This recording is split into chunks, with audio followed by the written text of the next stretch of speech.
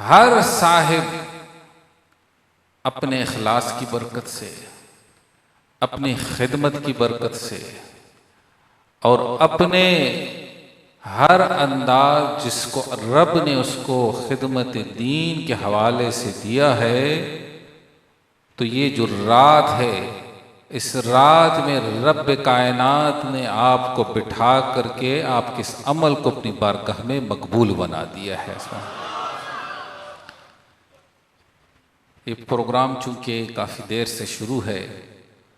اور میں نے کوئی لمبی چوڑی نہ خطبہ دیا نہ کوئی تمہید باندھی، بس بطور ایک انداز سے اپنے لفظوں کو اس لیے رکھا کہ قبولیت کا وقت ہے کہ کہیں میں محروم نہ رہ جاؤں۔ حضرت علامہ مولانا پروفیسر میر شکیل میر اشتیاق صاحب نے بڑے خوبصورت انداز میں گفتگو فرمائی، اور جو آیت کریمہ انہوں نے پڑھی، اس آیت کریمہ کے تحت انہوں نے اپنے انداز سے مخلوق کے لیے ایک اچھے انداز کا ایک نقطہ پیش فرمایا، اور میرے آقا کی بعثت اور بعثت کے ساتھ ہی دین کے انداز اور اس دین کے انداز کی دعا کہاں سے شروع ہوئی آپ کے سامنے رکھی۔ اب اسی میں سے بس یہ فکر ضرور لے لیں کہ اللہ رب العزت اس رات کی برکت سے ہم سب کو صحیح معنوں میں اس دین کا خادم بنا دے۔ آج یہ بچے قرآن کے حافظ اور اس کتاب لا ریب کو انہوں نے اپنے سینے میں محفوظ کیا، یہ ان کا کمال نہیں بلکہ میرے رب کی عطا ہے۔ اور ان بچوں کے چہروں پر جو آج یہ نور نظر آ رہا ہے، یہ اس کتاب لا ریب کا جو انداز محبت انہوں نے ادب سے کیا، اسی کتاب کو سینے میں رکھا، میرے رب نے ان کے چہروں کو روشن فرما دیا۔ اللہ ان بچوں کو اسی طریقے سے قرآن کے ساتھ لگاؤ،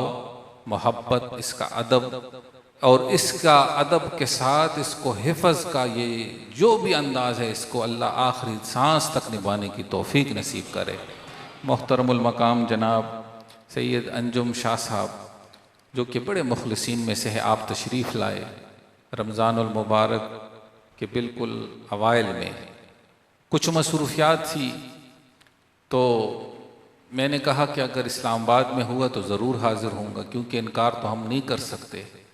اور اگر شہر سے باہر ہوئے تو شاید پھر نہ آ سکے، لیکن شاید ہمارا عذر کمزور تھا، ان کی دعا جو تھی وہ زیادہ طاقتور تھی، اور اللہ نے اس بابرکت محفل میں بیٹھنے کی توفیق نصیب فرمائی۔ اللہ ہم سب کی اس حاضری کو اپنی بارگاہ میں قبول فرمائے۔ دیگر جتنے بھی علماء احتشام تشریف لائے، سب ہمارے لیے باعث قدر ہیں، باعث عزت ہیں، اور یقین جانیے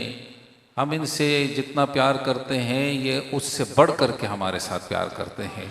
اللہ ان کو سلامت رکھے اور ان کے ہاتھ سے یہ دین کی خدمت کو جاری رکھے۔ آخر میں محترم جناب صوفی افتخار صاحب کو اللہ صحت کاملہ نصیب فرمائے، بیمار ہو یا جیسے بھی انداز ہو، انہوں نے اپنے پیغام کو نہیں چھوڑا۔ یہ نغمہ فصل گل و لال کا نہیں پابند، بہار ہو کہ خزاں لا الہ الا اللہ۔ اللہ ان کو صحت کاملہ دے، اور ماشاءاللہ صوفی خالص صاحب کو اللہ نے، آج میں نے ان کو سن لیا، اب سمجھ آ گئی کہ یہ بول سکتے ہیں،